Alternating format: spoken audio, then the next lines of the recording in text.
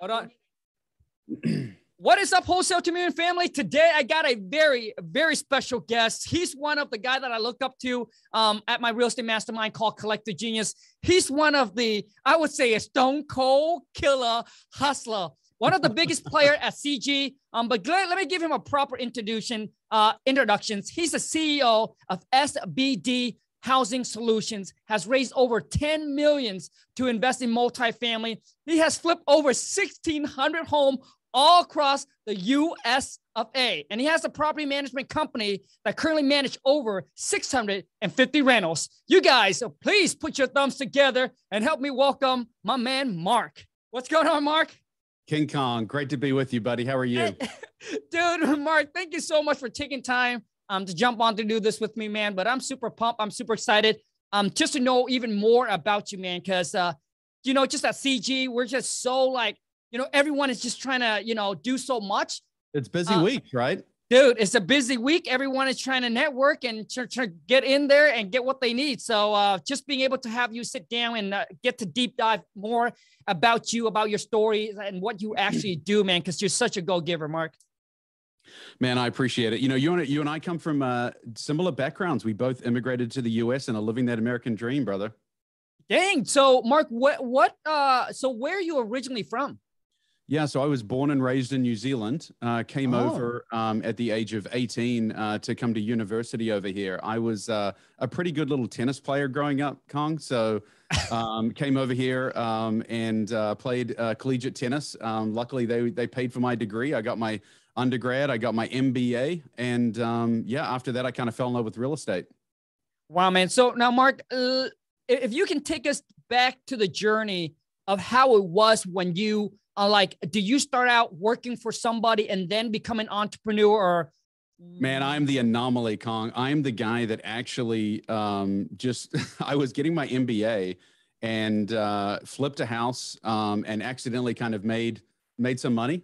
And I'm like, man, I don't want to go work for somebody else. I was just young enough and dumb enough to think I'm going to go, try and do this myself. And so I took a course on how to buy. Again, you got to pay for the right education, right? You know that. Mm-hmm. So I paid $5,000 to go down and learn how to buy foreclosures on the courthouse steps.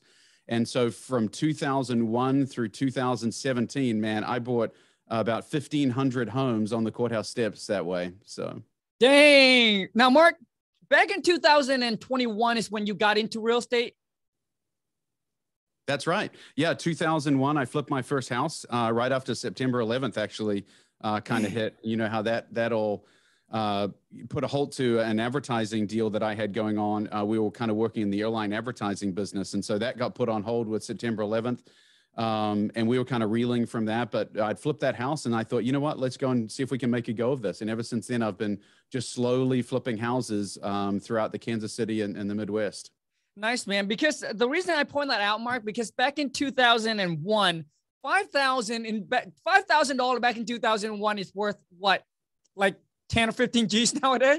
Yeah. Oh, totally. And it was, something that I didn't even have money at the time, dude. This is not, we talk about $5,000 now, no big deal. But at the time, it was a lot of money. We didn't have the money. I just put on a credit card. I wanted to make sure that I had the ability to, to take care of my family. And so I bet on myself. I bet on going in and, getting the education so that I would do things the right way. I did know that I'd read Rich Dad, Poor Dad, and I wanted to do it the right way.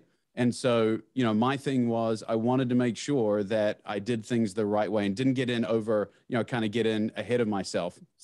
Gotcha. Oh, I lost Mark. So we're going to wait for Mark to get back on here. But I think a lot of people that got into real estate have came across or read Rich Dad, Poor Dad. If you have never read that book, I highly suggest that you should go check it out. Now, your boy King Kong. I'm not so much of a reader.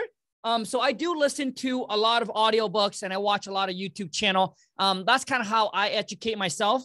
But listen, we all learn in different ways. Some of us are visual learners. Some of us are like to listen to audios or read books. But it's all different. So that's why I always tell people that, don't compare your success or your progress level with someone else's because we all learn differently. Some of us learn a little bit slower. Some of us learn a little bit faster. Mark, welcome back, bro. Sorry, dude. We hit some bad connection there or something. I'm back. Yeah, you're back, dude. That's all that matters. Get rid of me that easily.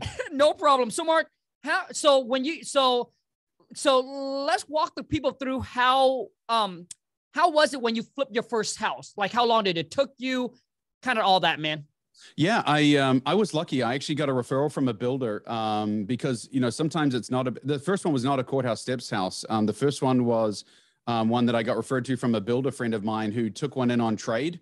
And so builders are not flippers. They just want to sell their house. So they took one in on trade, a new home builder, and said, hey, do you want to flip this house? So it took me about 3 months. You know, I kind of went in and did some of the work myself, kind of figured out that wasn't something I wanted to do. But then my next one was much quicker, right? Like I went in, I bought something on the courthouse steps. I actually bought a duplex, moved into that duplex. I rehabbed it and moved in with my wife, which is a great strategy, actually, Khang. If you can buy a duplex, you move into one half side and rent out the other, you know, and then your tenant's going to pay for your mortgage. So we lived there for a couple of years and then, you know, we never sold it. That house is still actually a part of our portfolio. Wow. So now, how much do you bought that property, Mark, for? We bought that for $33,000 and I still own it today. So we bought it for $33,000 on the courthouse steps. Probably put about $7 or $8 grand into it because I did the work myself. It was like paint, carpet, appliances, countertops, that kind of thing. Put an extra bathroom in the basement. But after that, it was, we lived there for a short amount of time. And now it's probably, you know, that duplex is worth somewhere around 140, 150,000. Dang. I mean, I think there's a saying that, you know, I get people ask all the time, Mark. It's like, hey, when is a good time to buy real estate? Especially now that the market is hot. Everybody asks, so when is it a good time to buy? And I always say, you know, there's a saying that you buy real estate and you wait. You don't wait to buy real estate because over time it appreciates. 100%. And I understand that everyone has to make money. So if there's full-time wholesalers out there, like, hey, that's great. That's a way to make money. But remember, for every 2 or 3 wholesale deals you do, you've got to start holding on to one as well. And that's one of the things I did at a very early age. So now I'm 20 years long in the tooth. I'm now 44 years old. I started when I was 24. So over the last 20 years, I've now accumulated, you know, hundreds of rental properties. But I did it because I just bought, like, I'd flip 3 and then I'd hold one. I'd flip 3 and then I'd hold one. So each year I was buying 1 or 2 or 3 houses, and then you gain momentum. You start holding on to more and more and more. Because again, hey, when you make money, Khang, Uncle Sam's there to take that Monet. You know what I mean? So if you make money, it's the Uncle Sam's going to come and take 33 or 34% of that stuff. So if you can hold on, there's great benefit and depreciation to help on tax returns when you are able to hold on to your real estate. Mark, I am so glad that you say that because, you know, when I first started too, I didn't know that, right? So, cause nobody told me, and I wholesale everything. And at the end of the year, Uncle Sam came and said, hey, King Kong, and he took a big chunk away. So a lot of you, you know, even realtors, right? Realtor, wholesaler, we're out there.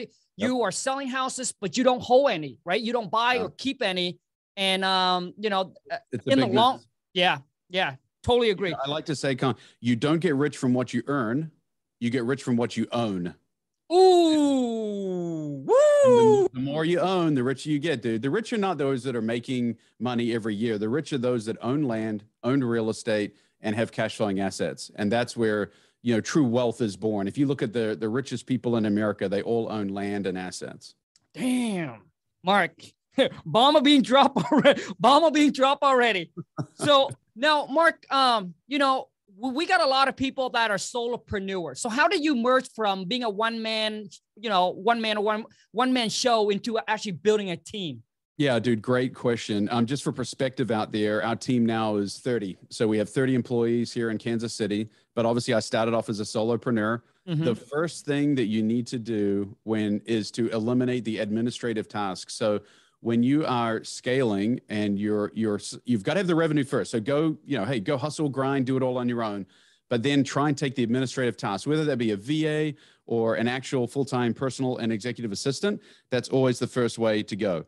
From there, it's trying to eliminate the mundane or responsibilities that are pretty easy to do. For me, it was someone that was an acquisition guy on the courthouse steps, right? Because really, when you're going to the courthouse steps, you know, it's not hard. Here's how you buy a house, Khang. You're like this.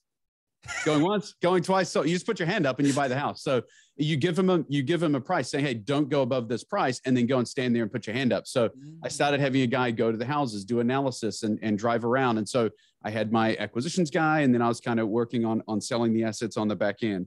And then then you're doing enough volume, or okay, well, now I have a dispositions. I'll have someone that's listing on and selling all of my houses. Because the other thing with that is you can actually get a realtor who is able to go say, hey, look, you be a realtor, go do all of your regular transactions, but I will bring you, let's say you're flipping 30 houses a year. Hey, I'll just pay you $1,000 a house. So it's kind of like a base salary of $30,000 for that person, because you're going to give them everything, right?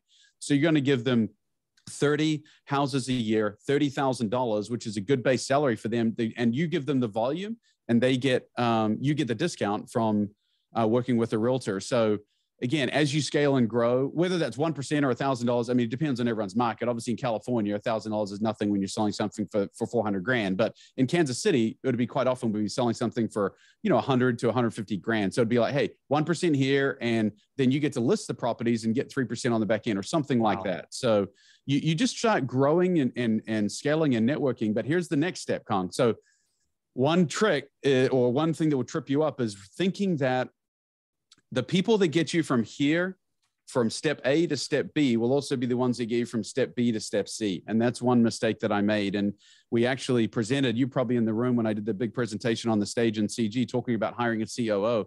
One of the big steps or the missteps I made along the way was not realizing that some of the people that would help me along the way were not the same people that would get me to that next level. And you just have to be honest and fair with them. And I think sometimes they self-select out. They just can't handle that extra pace. But sometimes you have to make that tough call and let them go. Wow. Now, man, so Mark, people always want like you've shared so much, but I know there's someone that's going to ask, so Mark, when do I know that I'm ready to start hiring on people? Like, when do you actually know? Yeah, I think it's top line revenue based, right? I think top line revenue, and then also your net. I mean, you get to the point where you are losing money because you can't expand and scale and do more deals because you are your own constraint. When you become like a funnel where your business can't grow because you're the bottleneck and you can't get to the deals. Let's say you've got 5 appointments to go on. Yeah, I can't get to them all today. I just lost that on that deal.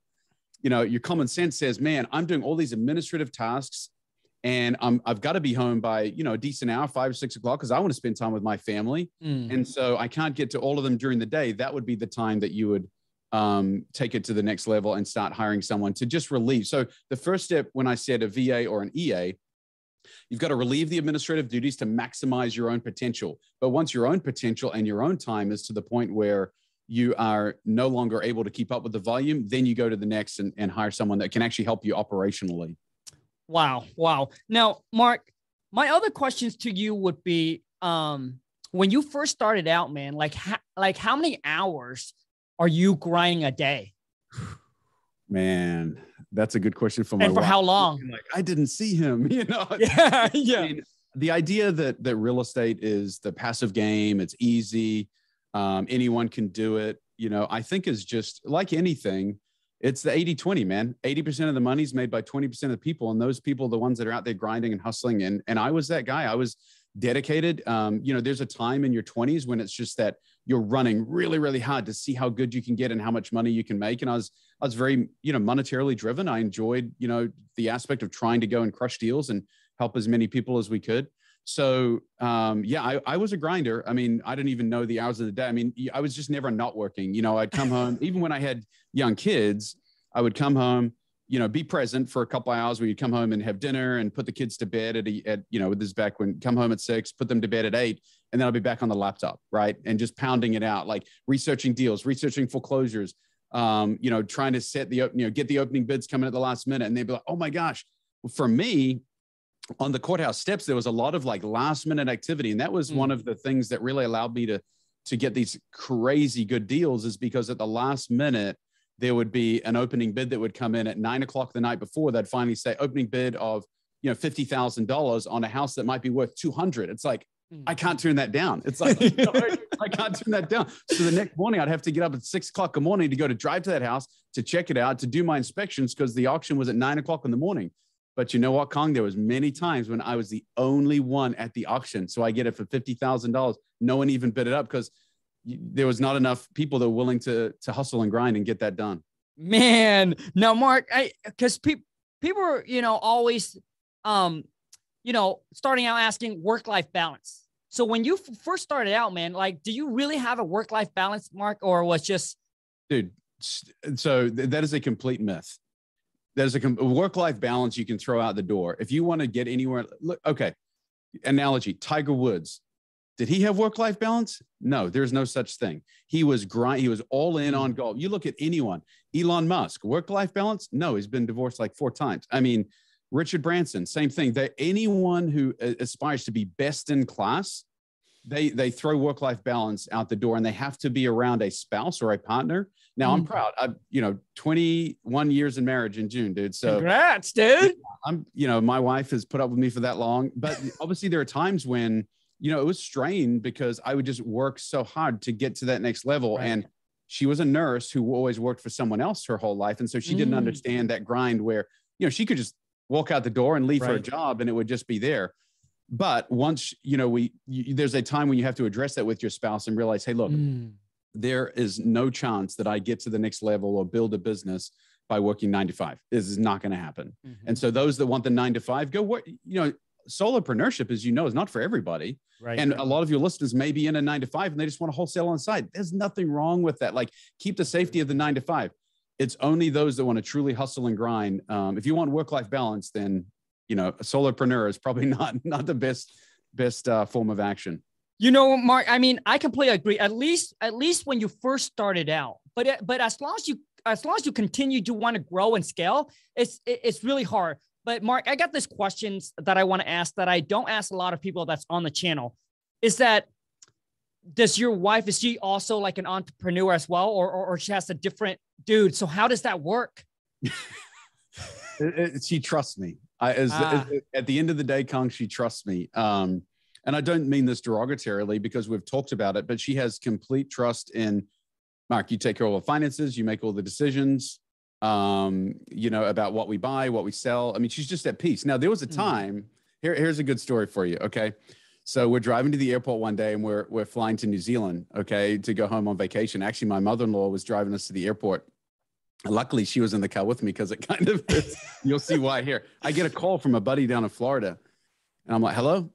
He says, hey, congratulations. And on my end of the phone, all my wife could hear us say, I was like, oh, really? Oh, that's great news. Okay, yeah, we'll have to, close in 30 days? Okay, great. Thanks, man. And I hang up. She's like, who is that? Oh, it was Todd. He's down in Florida. Well, did you buy a house in Florida? Well, no, I didn't buy a house in Florida, honey. I just got one under contract. But she's like, you bought a house without telling me? I'm like, honey, it was a great deal. You had to pounce, right? You had to get on that deal. So I literally bought a house in Florida without her knowing, which is kind of the running joke, that I would do that. But obviously I could have flipped it and made money. We decided to keep it, as a second home. And that kind of became our second home down there. And we loved it. But yeah, she has full trust and faith in me. And I think at the end of the day, Khang, in true love, you have to have, it starts with trust. And we love each other. She trusts me. And she knows that I would never do anything to harm our family. Wow, man. Well, Mark, so you're 21 years in the game. Dude, yep. Lon and I've been together for 20 years. Oh, wow. So we're just 1 year shy from you, man. Yeah, it's special. When you find that one person, I root for, I was talking to someone in my office the other day about like celebrity relationships. And I said, I always root for the celebrity relationships because they were talking about like that John Krasinski or whatever his name from The Office and Emily Blunt. And someone else brought up like another celebrity couple. And it's like, there's so many of the Tom Cruise and Katie Holmes and like all of these relationships that go bad.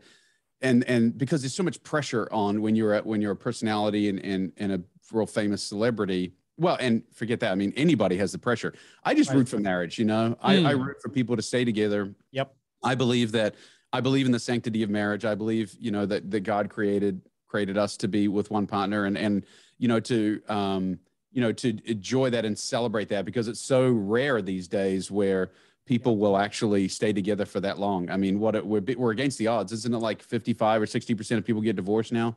Oh yeah, absolutely. Now, Mark, okay, we're gonna take a little turn just because you brought this up, Mark. I want to hear your real opinion on this. Why do you think celebrity couples often don't work out? 99.9% probably don't work out. Let me quote Chris Rock, right? Yeah. A man is only loyal as his options. No, I think for celebrities, fame is addictive. And I think, it's a drug that people are, kind of, they crave and they get pumped up. I mean, you've probably even seen it, when with your celebrity, when you get recognized on the street, you can certainly, feel like you're bigger than you really are. And it's all ego. And you think, oh, I'm too good for you, but I think at the end of the day, it's just a lack of trust and a lack of respect. True love is, I think, just where you trust each other and you forgive each other daily. I mean, we're all knuckleheads, right. We're all out there just, trying to be the best version of ourselves. But when the ego gets in the way, thinking that you're actually bigger, I think that's when the perspective gets a little warped. I see. Mark, as for me, dude, this is not a relationship channel, by the way. But how do we get down this line? Yeah, but Mark, but as for me, the reason why I think in the celebrity world, it doesn't usually work out and it won't last a long time is because there's just too much temptation. And here's what I mean by that. I mean, dude, like you're with somebody and then all of a sudden you play a movie, you're making out, you're kissing, or you doing that scene with the other person. And to me, in life, there's already too much temptation, right? There's already too much temptation. And for you to resist the temptation itself, right, as a person, not talking about celebrity, it's already hard.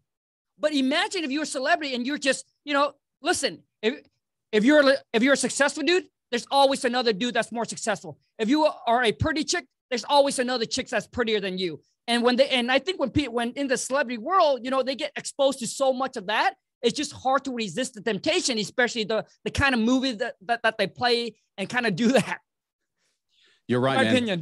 Opinion. Temptation is a very real thing. And I think it's, I also think, we've gone so far away from just, morals and ethics have just gone way out the window. It's another discussion for a different day, but man, society is, I cringe, it's not so much what people do that surprises me, but it's who does it. I'm like, man, that person was doing that. That disappoints me. But Gotcha. Okay, Mark, I'm going to take you back to the real estate world. Now, Mark, people have asked, obviously you started in 2001. So you've been through the whole 2008, man. I want you to touch on that a little bit, Mark. So people that have never gone through a recession, depressions, I want you to kind of give them a taste of that. When 2008 hit, it actually ended a business relationship. So I actually had two business partners at the time, and one of them lost his job, which kind of was like a three-legged stool. I was all operations, and we had two silent business partners. When that one lost his job, it caused a lot of strain on that business relationship, and it disbanded. So now I'm out on my own again, which was a good thing. I was able to kind of restructure, but now I'm out on my own. The banks weren't lending to me because now that was the biggest thing. And that's here's one good takeaway from you. The first thing that happens in a real estate downturn is that the ability to borrow money dries up quickly for those that are not well supported. If you don't have a ton of cash in the bank and you don't need the money, you will not get lent to. And that's the one thing that people that have not gone through 2008 won't understand, because I'd flipped hundreds of houses. I had a portfolio of real estate. And yet the banks were still saying, "Oh no, we don't lend to real estate anymore. Have you not seen the carnage out there? We don't lend on real estate." I'm like, real estate's safe. Like, no. So it doesn't allow you to scale at the same rate. So again, wholesalers, I get it. They're the middlemen, but those it will impact the wholesale community because their buyers will go away. Yep. Just the whole market will shrink and contract. So beware, the first thing to go is the ability to borrow money when the market crashes. But I pivoted, and actually, so because of that, I started using other people's money. So I would do turnkeys, but active turnkeys. So for those listening that don't know what turnkey is, a turnkey operation is just where the operator does everything on behalf of the investor. So I had pivoted to working with people internationally. So I had people from Australia, New Zealand, the UK, Hong Kong, Brazil, China, all this foreign money coming in, trying to buy up assets in America through my company. And they wouldn't even come to the country. I would just buy a house with their money, rehab it with their money, get it rented out, and then manage it. And I would just get paid a fee, kind of clipping the ticket all the way along the way. A little bit for construction, a little bit for acquisition, a little bit for management. And so I'd kind of be a fee-based business. So as my fees grew, then I would do some for myself and grow fees and then do it for yourself. So that's how I managed my way through the recession. It was really just telling people, hey, real estate's on sale. Khang, here's another one for you. Why is it that in 2008, real estate's on sale? When Walmart has a sale, everyone 50% off, everyone goes rushing. Right. When real estate has a sale, 50% off, they say, I would never buy real estate. Khang, you must be crazy. It doesn't make sense to me. So I saw that opportunity. And that's another Warren Buffett line, right? Where he says, when there's blood in the streets, start buying. So that's one thing I think I was wise enough to know that it was the greatest opportunity of my lifetime was to be able to be around in 2008 and buy as much as I could. So I had to make money. So I would basically be a turnkey provider, kind of like wholesalers. I was just making fees, but then I'd take that and start investing in real estate, live on way less than what I was earning. Just really, really, my first apartment, we were only paying like $500 a month for the rent, so it was nothing. And we'd live on less than we needed. And I was owning more than the landlord that I was renting from. But that's just the way that I kind of started clawing back into the game. Man, dude, back in 2008, I know a lot of people. Even one of Lon's brother has to go through that, and I think he has to file bankruptcy because of 2008 and the way it hits. Now, Mark, how can someone, especially people who fix and flip, and if you fix and flip on a high volume, how can they protect themselves in case if there is another crash? Yeah, so I think at the end of the day, don't over lever yourself. Don't over leverage yourself on the asset. So, hard money lenders are extremely dangerous, and they are the snake that is always going to come back and bite you if you're not well maintained. So have some private money lenders that are in the game with you. So try, if I'm a fix and flipper that is using hard money and has no reserves, I would be super leery.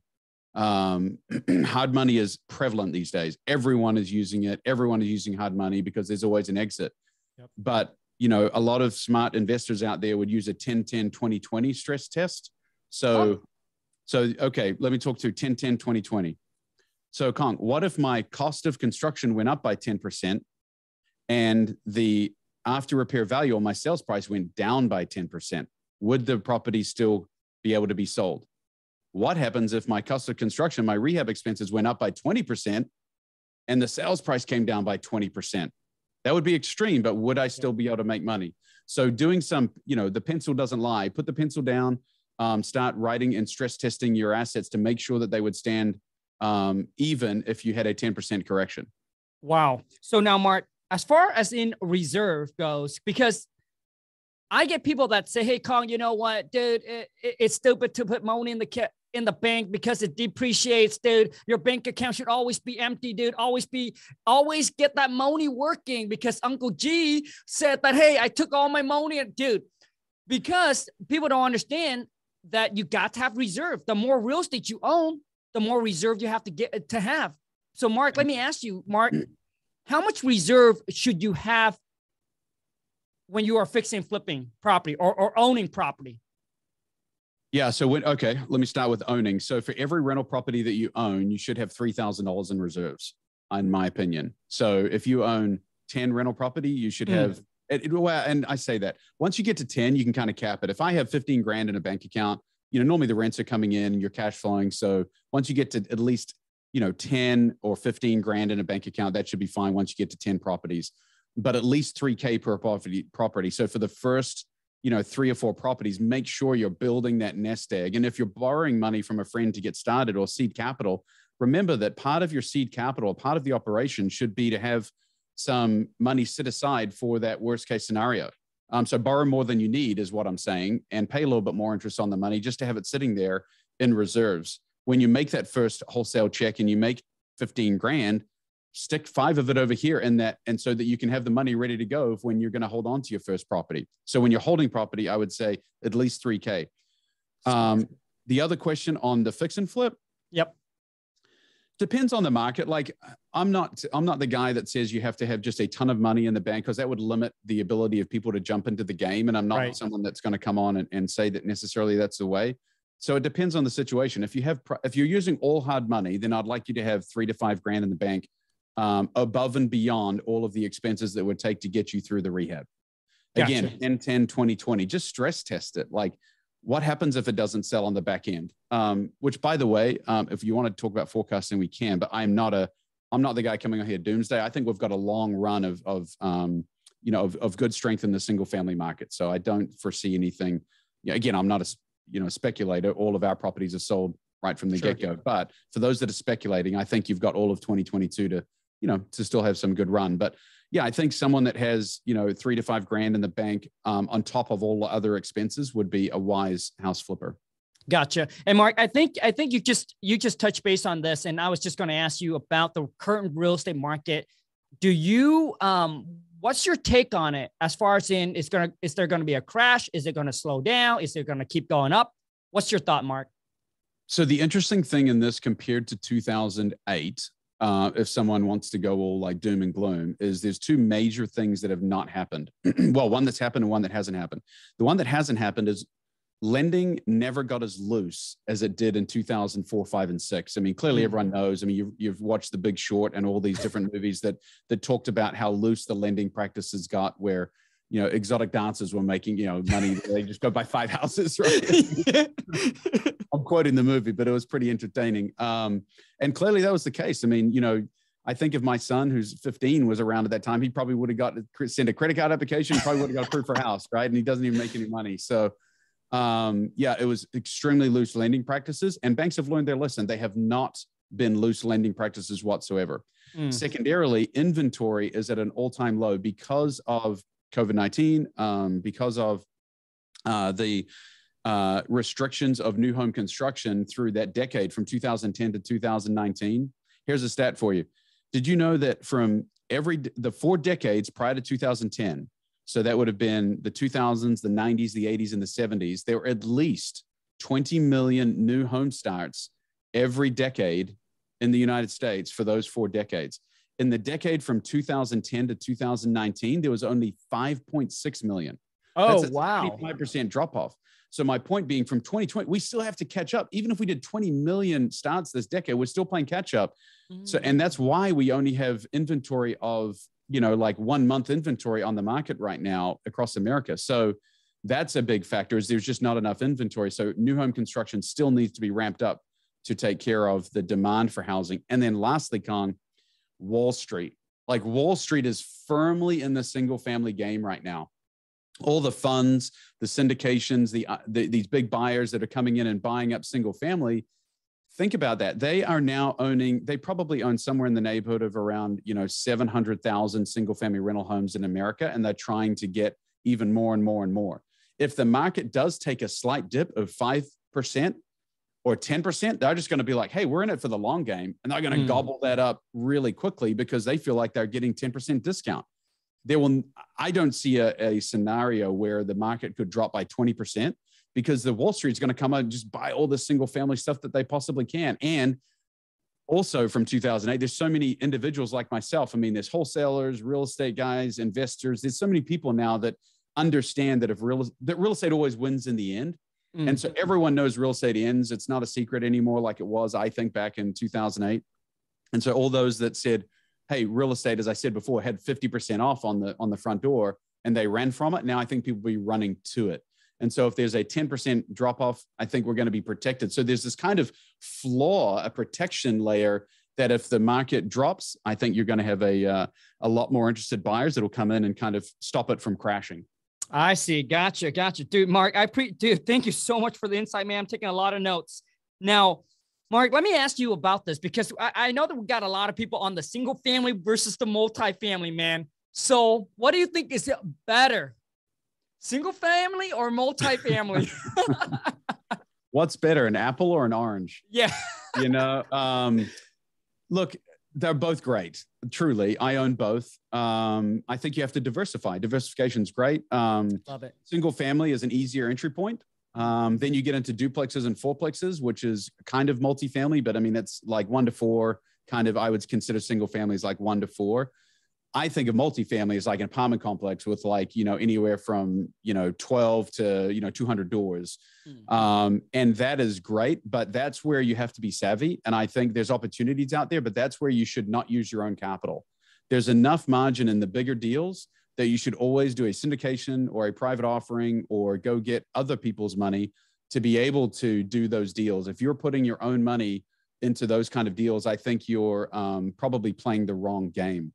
I think there's tons of margin, and on those kind of deals, just go. They attract capital so quickly. It should be so easy. If there's not money there, it's probably not a good enough deal on the multifamily side. Single family, fix and flip, that's great.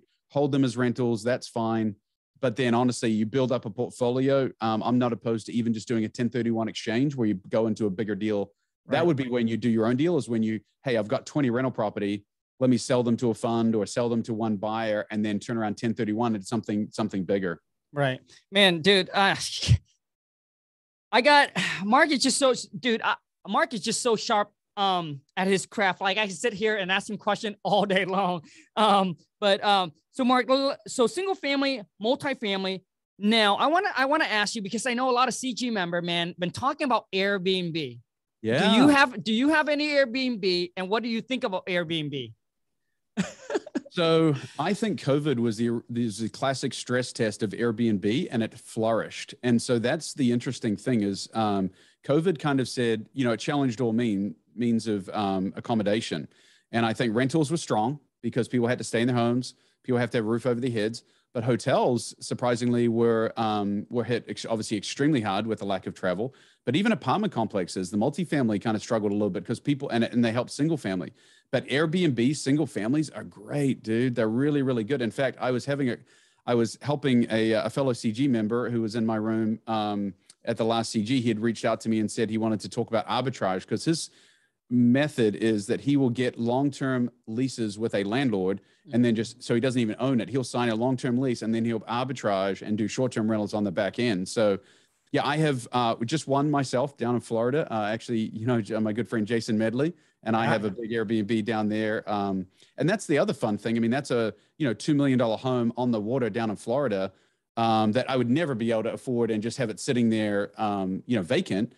But now it's cash flowing. I mean, I think our gross rents will be somewhere around, $230,000 a year in gross rev on that one Airbnb, just from renting that out, at around $1,200 a night. So, woo! And so Airbnb allows you. So it's kind of cool. It allows you not only to capitalize and buy some much cooler real estate. So I kind of like, buying bigger and nicer things that will appreciate in value. I couldn't have a $2 million rental property has never been an equation. In fact, I would tell people generally, if something's over $250,000, it's not going to make a good rental property. All of a sudden, Airbnb has changed the game. They've said, hey, you can have a $2 million property, an $8 million property, or anything, and it can be a successful rental property. So, dude, it's changed the game, and I'm a big believer. Dude, Mark, I'm so glad that you say that. So the thing is, like with Airbnb, it's just completely different with long-term rentals. Like you can make the number make sense, right? So there's a property that just popped on the market in Scottsdale, Phoenix, Arizona, and we overbid. We overbid it, I think, by like 40 G's.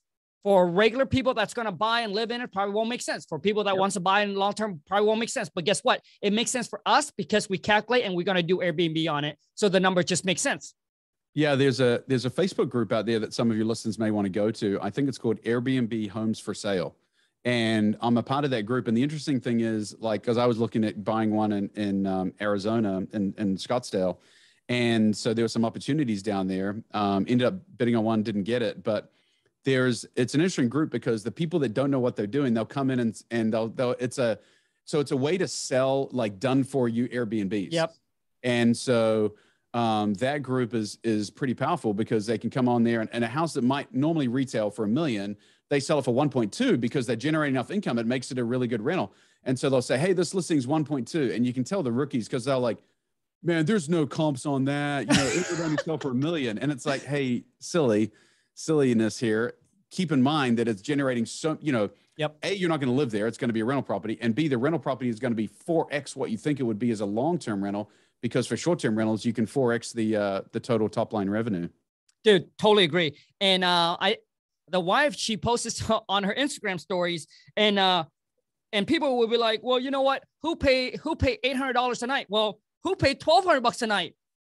It's like your pocket is not deep enough. Doesn't mean other people don't have a deep pocket. 100%. You'd be amazed how many people, and you know, everyone wants, I think the idea of going to, I think it's almost the bigger the better now, because if you, when I want Airbnb, I want at least a 4-bedroom home, because then you can charge, you know, north of $1,000 a night, and two families are going to come in there, or 4 couples, and they're going to split the cost. It's no big deal.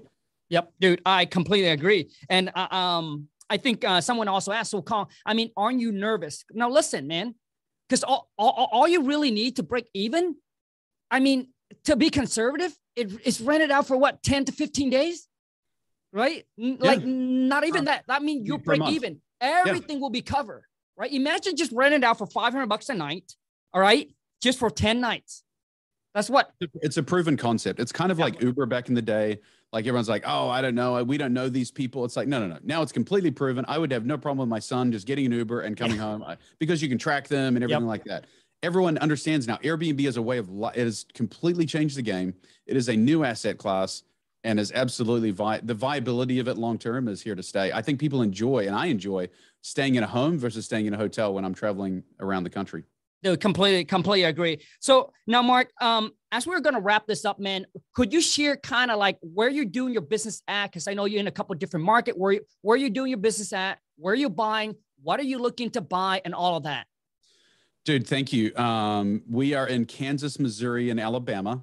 Currently this year, we're on track to do somewhere in the neighborhood of around 350 to 400 deals. And here's a cool stat for you, because I know you have a wholesale community that you appeal to. Dude, and your Wholesale to Millions is such a great channel. Oh. But dude, how about this? Last year, actually for the last 2 years, we have paid out over $1 million of assignment fees to wholesalers in our markets.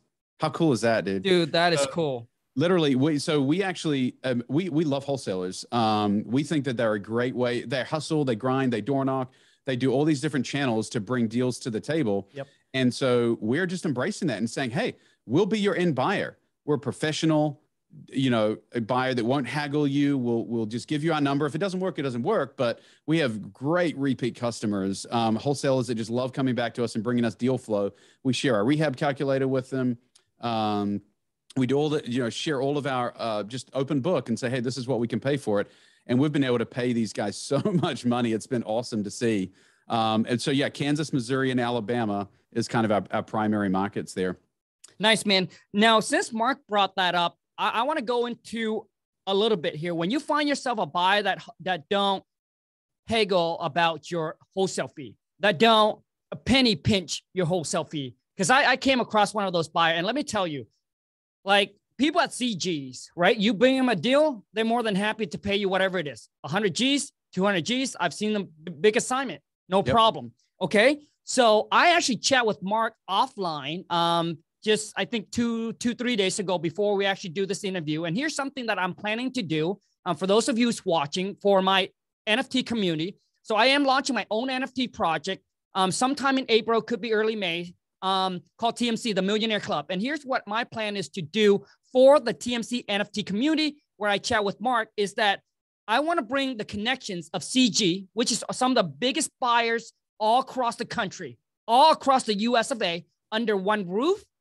And then for those of you who's in the community, I'll share that multi-million-dollar network with you. So you bring the deal and we'll match you up with the buyer. So Mark, let's just say you have a deal in Kansas, boom, Mark is your buyer. And he doesn't buy 1 or 2 deals a year, baby. This guy does 300 something deals a year. I think the biggest mistake that a rookie wholesaler can make, Khang, is they overinflate the ARV, they budget for the rehab, and they just try and force it upon a rehabber. It's like, dude, if you're wanting him to go broke, just take it easy. You know, you know, they know their numbers. Don't try and force it. Like, be realistic. And the easier job is to just go back to the seller and tell the seller, hey, you're asking too much. You know, I mean, if it's not a deal, it's not a deal. There's enough deal. What we have found is that there's enough deal in there to pay the wholesaler a great fee, for us to make some money on the back end, and for the seller to be happy. And you just got to go find those deals. And that's how you create a win, win, win. Right, Mark? Got to. It's the only way to do business, man. It's the only way. You guys, we are going to wrap this up. So, Mark, how can people connect with you? Man, I appreciate you asking. I have a real estate channel on YouTube, and YouTube we're really pumping out some great content. I've got a social media manager, Pete, who's here with me today. And we're really focused on educating the public. Again, I know you're more wholesale focused. We are, you know, real estate investors and passive income and building a real estate portfolio. So if people are interested in building a real estate portfolio, it is Mistake Free Real Estate YouTube channel. That's Mistake Free Real Estate. And if you want to go to mistakefreerealestate.com, our podcast is there also, as well as my book, Mistake Free Real Estate. So yeah, we'd just love some followers there. Obviously, Instagram is a great way, also at Mark Delator. To reach out as well. I'm sure you'll put that in the comments. Awesome. You guys, I'll link all of Mark, connections right in the bottom here. And Mark is whatever he's on camera. This guy's super genuine, even in person, and he's such a go-giver. So make sure you guys go and follow Mark. I mean, listen, he's been in the game for a long time. You know what he's doing. I'm sure he can certainly help you out moving through whatever it is, getting you from where you are to where you need it to be. And I think every one of us are looking for that financial freedom. So, Mark, I appreciate it. Thank you so much for having you on, man. And I'll see you at the next CG. Thanks, Khang. Yep. Take care, Mark. So as Mark getting off, I want to let you guys know that. So Mark is just one of out of 200 something that are in or that's in my CG, my real estate mastermind event called Collective Genius. So imagine I bring 200 plus people under one roof. Right? All these are buyers or wholesaler, and they do massive volume every single month. So you bring a deal, right? We'll link you up with the right CG member, boom, and get your deal sold. And that is something that I'm planning to do for my TMC NFT project. That is one of the perks and the utilities that we're focused on doing. And I am going to, work with Mark on that, and we're going to make it so it flows. It just flow nice and easy. When you just got a deal, you post, we'll link you up and get it all done for you. So we'll do the other 50% of the work. So you want to find out more about my NFT project, just go to my Discord. Also too, is I'm open up my Discord channel completely for free for you to network. Just go to tmcnftproject.com. But anyways, I hope you enjoy this video, because I know Mark dropped a ton of bomb. I hope you take notes. But until next time, you guys, take care and ciao. Mark, thank you so much, bro. See you, buddy. Dude.